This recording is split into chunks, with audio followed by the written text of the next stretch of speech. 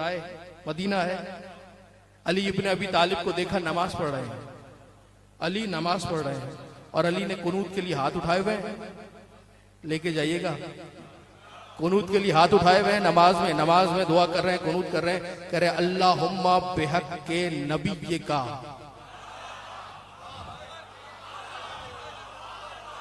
پروردگار تجھے محمد مصطفیٰ کا واسطہ یہ دعا میری دعا قبول فرما، اللہم بحق نبی کا۔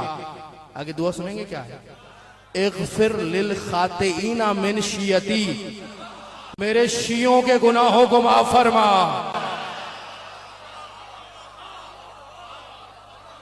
ابن مسعود کی روایت ہے اغفر للخاطئین من شیعتی، میرے شیعوں کے گناہوں کو معاف فرما۔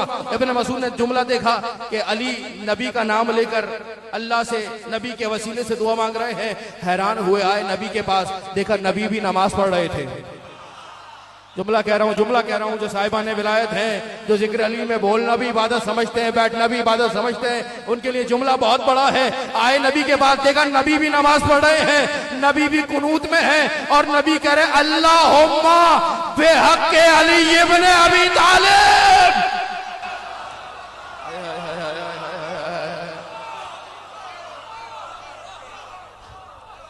اللہم بحق علی ابن ابی طالب اغفر للخاطئین من امتی، پروردگار تجھے علی کا واسطہ میری امت کے گناہوں کو معاف کر دے۔